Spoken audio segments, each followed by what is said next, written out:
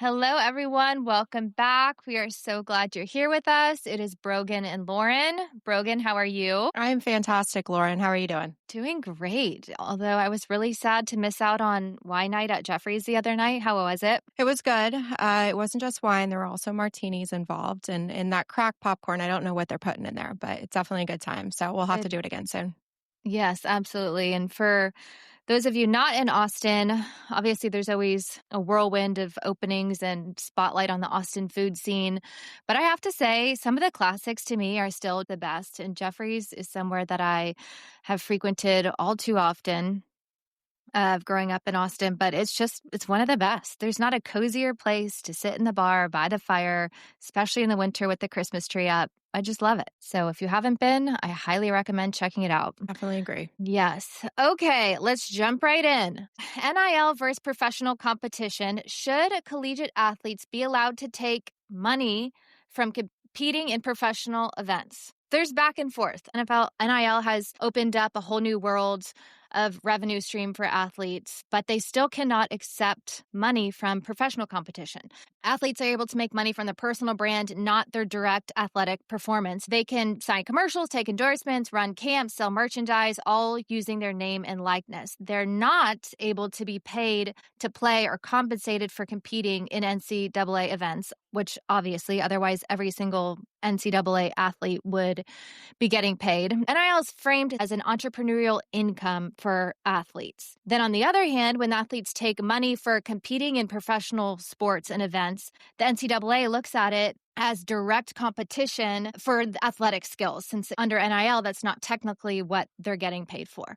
This historically disqualifies them from amateur status. So NIL is more about who you are. Competing professionally is more about what you do. And the NCAA wants to keep them very separate. NIL was not the NCAA's idea. They were more forced into it. There was a court ruling in 2021, NCAA versus Alston, and the state laws made it illegal to block athletes from profiting from their image. So at the same time, the rulings did not require NCAA to allow direct pay for their individual performance. So there's a lot of gray areas in sports like golf, tennis, track, diving, where college athletes can take some limited prize money to cover expenses if they compete in professional events, but they can't get paid for actually winning. So it's a really interesting divide. Olympic sports are starting to be reconsidered because athletes compete internationally against professionals before and after college. So that's, again, another segment of it. So I just think that, again, great that they've opened it up. Athletes are able to get paid. At the end of the day, the universities are making so much money off of their image, their brand, and their talent, first and foremost, or else they wouldn't be in the spotlight that they are. What are your thoughts? So I actually like the idea of NIL money. Athletes are putting in that kind of work and representing their schools deserve to benefit from it. College sports brings in millions of dollars, and for years, the players, have never seen a dime. So this finally kind of gives them a chance to build their own brand and set themselves up for life after sports, which I think is super fair.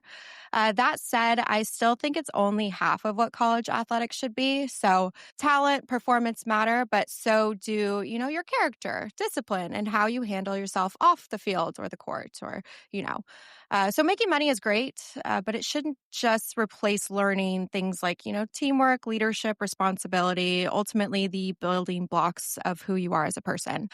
There's just got to be a balance at the end of the day. So NIL should be about rewarding athletes for who they are. So again, their image, personality, and influence, and not paying them like professionals for wins and losses. If you're good enough to go pro, but college should still mean something more, a place to grow, compete, learn, not just another business deal. Definitely. And I agree with that. I just think that overall, they're not random students. At the end of the day, they are students, athletes, students being first. Like you said, they still have to prove themselves in the classroom and off the court, off the field. Their image and likeness and is based on their talent and the way that they compete. So I think that it's wrong that they're not allowed to accept money based on their performance, especially if it's more of a singles focused sport like golf, tennis, again, track, swimming, diving, where the NIL money is not pouring in as much as it is for football and basketball. There may be collegiate athletes that can go play these tournaments and take money and compete. And it's enhancing their personal brand. And some athletes, again, who are not specifically getting a high paid, football type NIL deal, they go out there. At the end of the day, it's a reflection on the university, and they're able to benefit and capitalize on that for themselves. And I don't think that it's negative that they take money from it. I understand that there's a little bit of a difference where football and basketball players, again, they're set. They're the ones that are making the big NIL deals, a huge component of recruiting. And I know it's more of a fine line for football and basketball. Like, those are team sports. You can't be halfway professional, halfway college. You stay in your lane. You're either playing college or either playing professional. But these single sports, like a tennis player or a golfer that can go play in professional events and still be in college, I just don't see how they can't collect money on that, again, for their skills, which enhances their image, enhances the image for the school, but could be getting paid NIL money. That's where I think there's the weird divide is. Fair. But you're going to college to go to school. You are not, a business, essentially. So once you graduate, go do that. That's my point. And I think, that's kind of where the NCAA sits with it. And that's why they try to keep it, tight leash for these athletes to kind of keep them where they need to be. But NIL has just kind of opened that whole world a little bit more when that wasn't even part of the equation. You just heard you can't be playing professional sports, getting paid, and being in college. That was pretty straightforward. But now you're getting all these deals, making all this money, but you have to keep it strictly to college. So totally get it. Okay, next, Angel Reese and Victoria's Secret. Angel Reese is Victoria's Secret's first ever professional athlete to walk the runway at the Victoria's Secret fashion show. That was just announced. First ever show was in New York City in 1995 at the Plaza Hotel, and it started as a relatively small event to promote the brand of Victoria's Secret at Fashion Week. And then by the 90s and 2000s, it became famous worldwide, for their production, the elaborate themes, the famous performers, angels wearing their wings, Heidi Klum, Giselle, Adriana Lima, all the faces, just kind of totally transformed the show to next level. Now it's become this global pop culture spectacle. Angel has been announced as the first professional athlete to walk. Angel, a little background on her. She was known for her physicality, flair as a young basketball player. She got the nickname of Bayou Barbie, and later in her career stuck with her, blending toughness along with her personality. She'd come out with her makeup and her nails and her hairstyles and, her own personal style while competing. Top college player where she finished her career at LSU and is now with the Chicago Sky. She was featured in Sports Illustrated in 2023 and in her own right represents a new era of athletes, marketable and culturally influential. So why of all athletes would Victoria's Secret choose her? I do not know. That's the question. Victoria's Secret has been on a roller coaster. It was at the height of what they are as far as a brand, and then it kind of fell behind as a business and as a relevant brand. There was more competition, backlash for not wanting plus size models, internal company issues, a little bit of identity crisis to stay relevant. And so they've been recently trying to shed that old image of kind of the supermodel fantasy and replace it with more empowered, inclusive, contemporary identity, which a lot of brands are trying to bring that to the forefront of their identity. Angel's not a traditional runway model, and her personal brand is athleticism, strength, confidence, which aligns exactly with what they're trying to promote.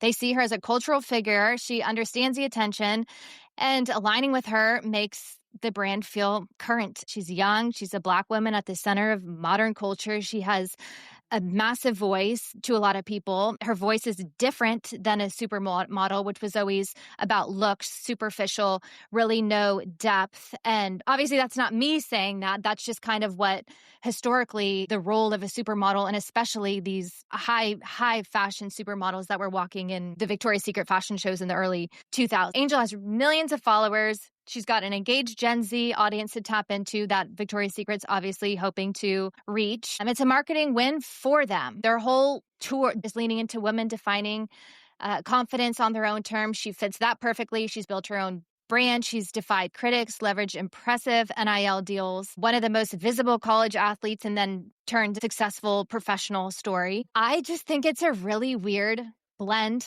of a fit. Yes, I definitely agree. Just to kind of recap what you were saying, I get maybe why they picked her. She's popular, again, has this huge social media following. From a marketing standpoint, it makes sense. They're trying to stay relevant, show a more modern image, everything that you kind of mentioned. But I don't think she was the right choice at all.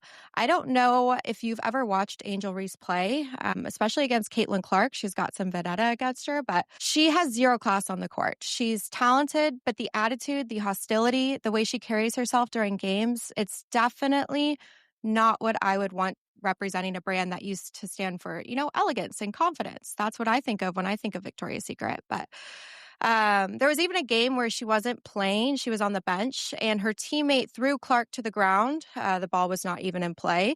And Reese jumped up for joy, cheering. That's definitely not empowerment. That's poor sportsmanship. Yes. And here's the thing. I mean, Victoria's Secret models work just as hard as professional athletes. They train, they discipline their bodies, they carry themselves with grace. They're athletes in their own way. So why not choose someone with both confidence and class? Ultimately, someone who shows strength without all the bullshit and the drama. To me, it just feels like Victoria's Secret is trying way too hard to prove they've changed instead of just staying true to what made them iconic in the first place. Right. And their roots. And I totally agree with everything you said. Yes, she's talented. Yes, she's built her own personal brand, but she's also very controversial. And her behavior, Yes. her attitude, to me, has been the forefront of many of her games, many of her career highlights, and the basic surrounding of her image, in my opinion. Someone that doesn't deeply follow her and keep up with her other than knowing that she's, an elite women's basketball player. She was fun to watch in college. But again, the fun was a little bit, like you said, the catty side of it. Like it was just a different, there's no elegance, there's no, finesse about her or something that you would want to like emulate if you were trying to step up and be in the spotlight and in that position. You probably would want to carry yourself to a higher standard. So I don't think she's a good pick in any way. It wouldn't spark my interest to want to dive deeper into Victoria's Secret or the brand. But I do see how Victoria's Secret, if they're really wanting to tap into the audience and following that she has, how it could be a good target for them. But for me, it's not seeing it. I have been to the Victoria's Secret fashion shows. I went in 2015 and I was blown away. I mean, these women are just a force just walking down the runway. It's something amazing to watch, and I think everybody should. And I definitely wouldn't include her in that. And to your point, they probably actually don't get enough. When you hear of models, it's like, oh, they're anorexic. They set a bad tone. They set a bad image to younger people and generations of growing up and having body image dysmorphia and things like that. And they work hard on their bodies. Not all of them are bulimic or anorexic. You're exactly right. The amount that they put in to look like that, and the confidence that they have to have, and kind of the mental toughness that they have to endure to be in those shows and be at the top of, that echelon of modeling, it does take a lot of work. So, well, on to that note, the WNBA season is over. The Las Vegas Aces won the 2025 championship, sweeping the finals 4-0. And as we touched on last week, just the viewership kept going up and up. So good for them. A little backstory on the Las Vegas Aces. They were bought by the Raiders owners, Mark Davis, in 2021 for $2 million. 4 years in, 3 WNBA titles. Tom Brady now is an investor. The Aces are worth over $300 million. That is an astounding return on your investment in a short 4 years. I was going to say, first off, did anyone know the Aces won? I mean, I'm a former women's basketball player, but I need to follow it a little bit more. But no, exactly what you were saying. I mean, pretty incredible growth in just 4 years. It definitely shows women's sports can be a solid business when the right people get behind it. It's more about the branding and marketing than ultimately the fan support. I hate to say it. I agree. And getting the right people involved, like a Tom Brady and Serena Williams stepping in to be behind all these women's sports, Kim Kardashian stepping up. You're right. If the light gets shined on it and it's streamed and marketed in a different light, it's automatically just going to bring numbers and values up. Great to see, but to your point, we're women athletes and we haven't been keeping up. So it'll get there. The NBA regular season begins October 21st, so we'll see how this season goes. Yeah, we have football, we've got baseball playoffs, now the NBA all overlapping. It's definitely a sports overload, so good times. It's great, yes. And the Dodgers are up 2-0 against the Brewers in the NLCS. Mariners are up 2-0 on the road versus the Blue Jays in the ALCS. And did you know? Well, I still like to refer to them in the branding of the Brooklyn Dodgers more than the Los Angeles Dodgers, but the team was in Brooklyn until 1957 when they moved to Los Angeles and continued as the Dodgers. I just love their old school Brooklyn Dodgers logo. I wish they'd kind of kept it, even though obviously they had to change to West Coast. But I was not aware of this, so I actually did some digging, and I will add that the classic look just feels a little bit more authentic. So I'll have to agree with you on that one. yeah, love it. And the NCAA has approved a policy allowing Division I athletes and staff to bet on professional sports. Betting on college sports is still prohibited by the NCAA, but I can see that. They would be game fixing, all of that, whole nother thing to regulate. But I don't see why there was ever an issue with betting on professional sports. As sports betting became legal and more normalized in so many states, the NCAA's ban became more and more misaligned and a little bit out of place with the environment of many of the students. Again, not college betting, professional betting. Obviously, I feel like I think of like insider trading when I think of betting on your own teams and things like that. But again, that should never happen. If they're responsible adults, they shouldn't be treated like criminals for placing an NFL bet on a team they literally had no pull for or they don't play for. I think it's just another bet. Totally. And they're adults. I mean, student athletes that are 18 Yeah. and older can legally place wagers and bet. Yeah. Other than just the NCAA rule prohibiting that. So it really became a tension between the law and the policy of the NCAA. The NCAA says, it helps them focus on the enforcement and regulations around protecting the integrity of college sports and betting. And their own media release statement, it says it allows member schools to focus on protecting the integrity of college games while encouraging healthy habits for student athletes who choose to engage in betting on professional sports, which, again, kind of like we said, stay in your lane.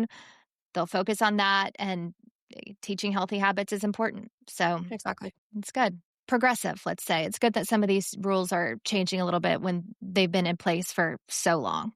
And you got to keep up with the times. So I say change is good. Change is good, yes. NCAA has also proposed a rule that could give NCAA athletes 5 years of eligibility, ending red shirts. So it would be 5 and 5. That would allow athletes 5 calendar years to complete 5 seasons in any given sport instead of the current 4 seasons. So then after the 5 years, you would no longer be able to compete, even if you haven't used all 5 of the seasons. It's a decision that has to be made because it's going to start jamming up the rosters if it doesn't go into effect this year, and it would affect a lot of seniors and incoming recruits. The consensus is from feedback from coaches that if they're going to do it, it has to happen now, just for that reason of recruiting, because during COVID everyone got an extra year of eligibility, and this now will be the last graduating class to get through with that cycle. It'll be interesting to see if they speed it up and put it in place, or they kind of put pause and gel their ducks in a row before they make that happen and it goes into effect. But I think it would really kind of change the landscape because redshirting is so popular. Yeah, I was just talked about how change can be good. Now we're going back on it. yeah. Maybe too much change can throw things off a bit, but I don't know. It should always be 4 years. That's how long you're an undergrad. You're there for school at the end of the day, as I mentioned earlier. So let's just make it about that. Yeah, we will see. So big topic, Penn State's James Franklin officially fired. Started off the season so strong and then out. One of the biggest buyouts since Jimbo Fisher at $49.7 million. He's owed a massive amount in total. So Franklin has a duty to mitigate clause, meaning that his contract requires him to actively seek another job, either in coaching or television. And if he lands a job paying less than $8 million a year, Penn State must pay the difference of that up through 2031. So he can't just sit idle and not be looking for a job. He has to be actively searching. I mean, just think of all the coaches that have been fired in college football through week 7. It's over $90 million in buyouts. The security that these coaches have for such big buyouts in their contract is necessary, clearly, because if you're fired without cause, I mean, obviously, if they do something that breaks the contract, that's one thing. But just to be fired on performance, I mean, that's massive, massive security for them. Talk about the best job ever as a fired football coach. He actually actively has to be working, but not everyone has that clause. And that's a lot of money to be going forward. A lot of money. And it's one of the major components of college athletic economics. And it's something that's not going to go anywhere. I mean, the top coaches and their agents know that the coaches are in high demand at this level. And if you want them, you've got to pay for them.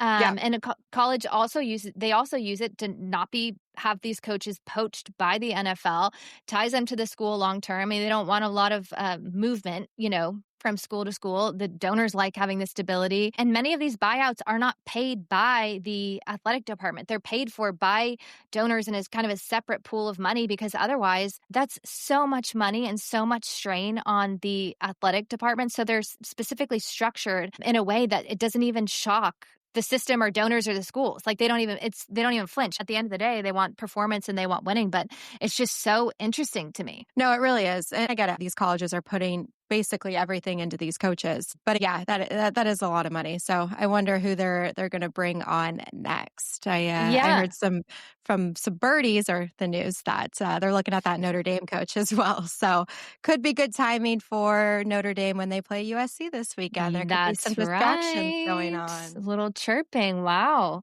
And coaches rightfully so want that security. It's such a volatile industry to some extent, between injuries, having a bad season, shift in momentum, and some programs want the coaches out, and it's high stakes all around. So, the buyout helps compensate for that, and the schools gamble on the upside of them winning championships, being successful, and kind of look at it as the cost of doing business. Is it the most logical economic thing? No, but I think the coaches deserve it. I agree. A lot falls onto them.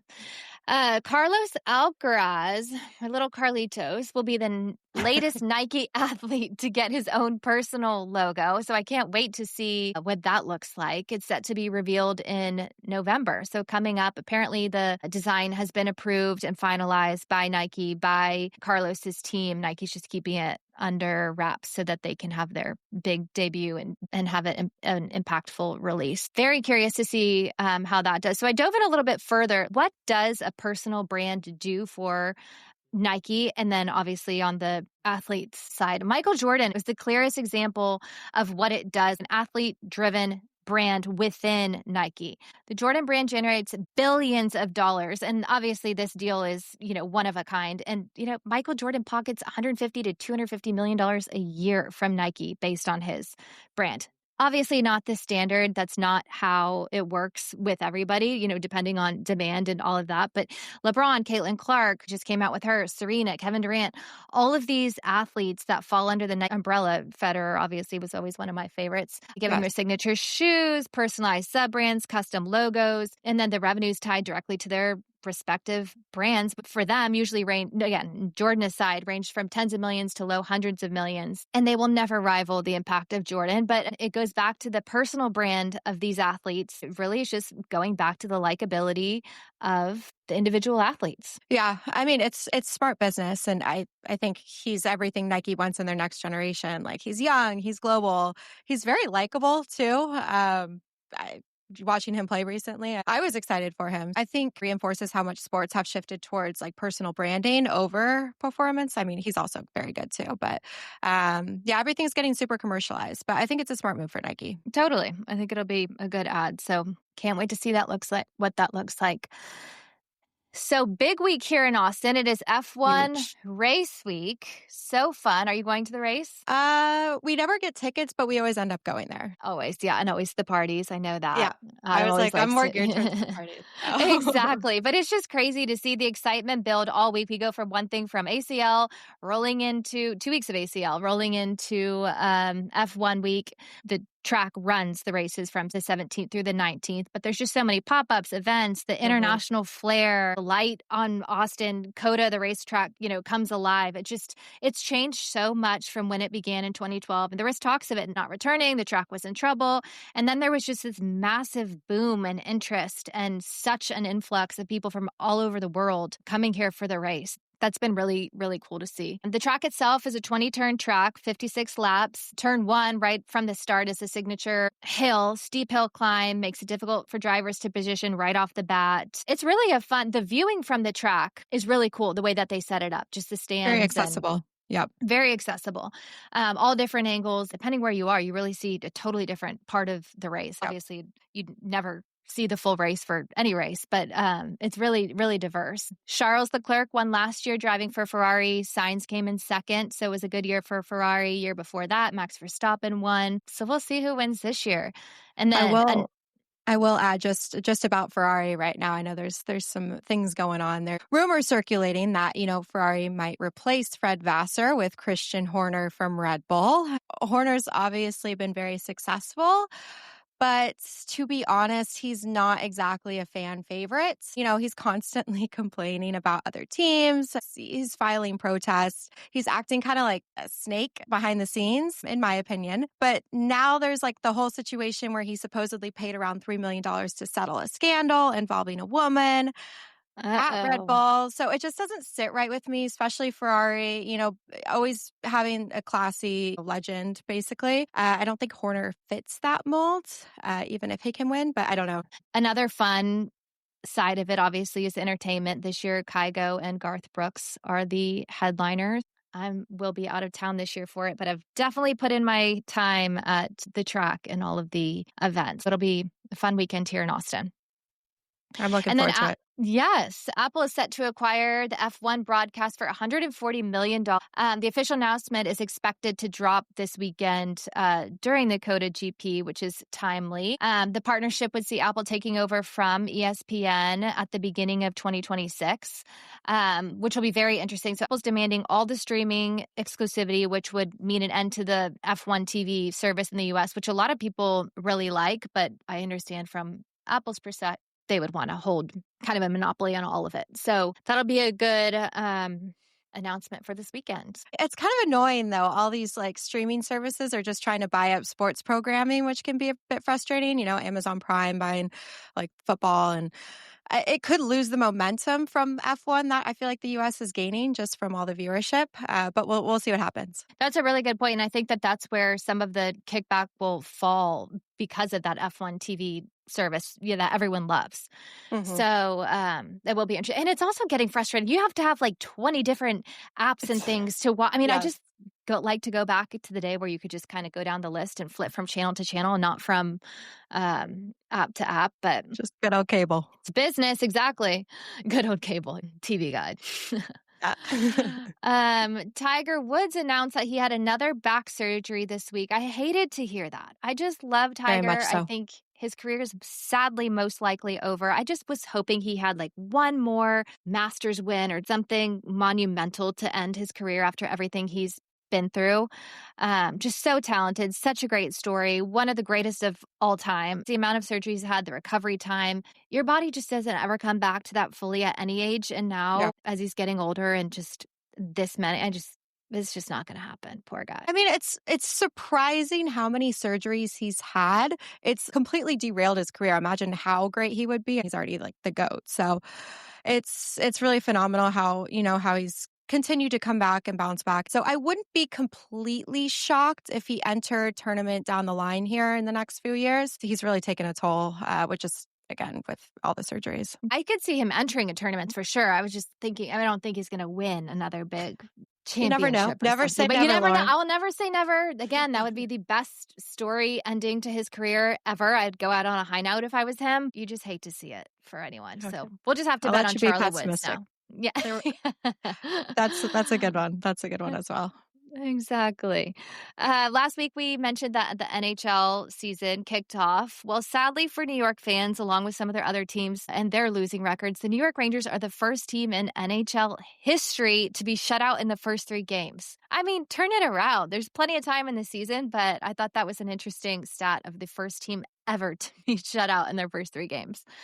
That's sad. New Yorkers must just have a tough time in general with their teams. Their sports, yeah. So we'll have to count on the Knicks for now. So you can open the season with a bang, hopefully. Turning to college football, what a weekend and what a weekend coming up that we have. Oregon lost at home to Indiana. Big game, ended the Ducks' winning streak. Prior to this win for Indiana, they were 0-46 on the road against top 5 teams. This has to be one of their biggest wins absolutely ever. And to go into Eugene and beat the Ducks at home, Gotta give them credit where credit's due. They're still patting themselves on the back for sure. They are, and I'm sad for my Ducks, but it's okay. They'll come back. And then next up, let's give it up for your Yeah. USC Trojans defeating Michigan. I mean, that was a huge Big Ten win, especially after Michigan made it a point that USC hasn't sold out their stadium this season until they came into town. LOL. We really showed them. I will also say it shows like they always like these warm weather, soft schools from the West Coast. Can they keep up, in the Big Ten and especially against a powerhouse like Michigan? So it was a huge win. I was screaming at my TV, and I hope we go into Notre Dame this weekend with that momentum. It was a great game. I know you were just thrilled. I was thinking of you the whole Yes. time. So, yeah, let's keep it going. Texas OU, obviously, one of the biggest rivalries, and just what Arch needed. I'm so glad Mhm. for him. Glad for Texas. Should boost Arch's confidence, Texas's confidence. The fans needed that. Everyone needed that. I don't have to be a huge Texas fan. That's fine. But I do want Arch to succeed, and I do really like him. And I was just really glad to see that he came in. Biggest platform that he's played on since Ohio State. He really stepped up and I think played the way that he's been expected to play since the start. So Yeah, good for yeah. him. No, I couldn't agree more. I was going to say, never give up on him. I hated the fans that were booing him in that other game that I was there in person for. I just love how he hasn't given up despite what everybody's saying around him. And hopefully this will continue to give him the momentum to get back on top. It'll be good to see him going forward in the season and hopefully take that little boost and run with it. Other losses, Illinois, Iowa State, Florida State, lots of ranked teams took the L. You just never know what's going to happen in college football. So Big love to shakeup. see it. A big shakeup. Yeah.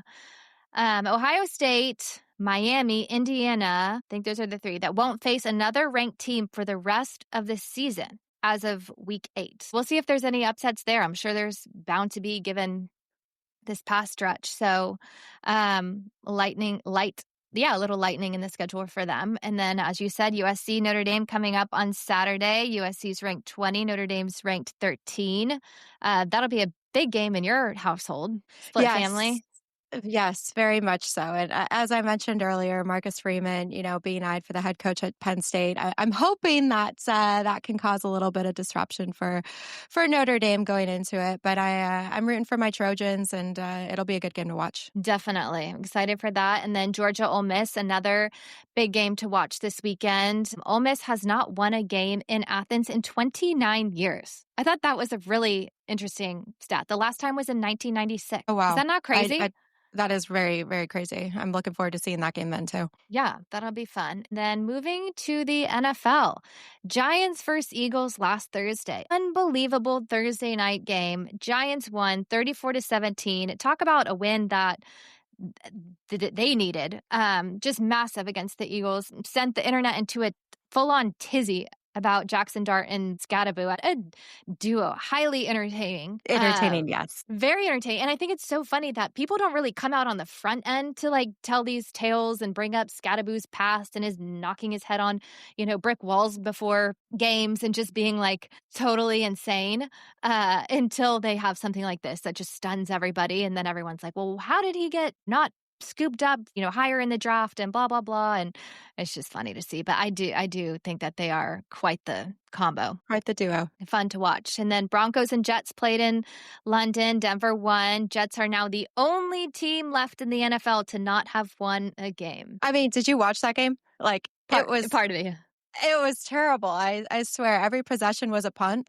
So, I mean, I guess if you're in the UK and into soccer, they got to see a lot of kicking, but kicking it definitely wasn't familiar US to them. football. Yeah. That is so funny. Yeah. Oh gosh, tragic.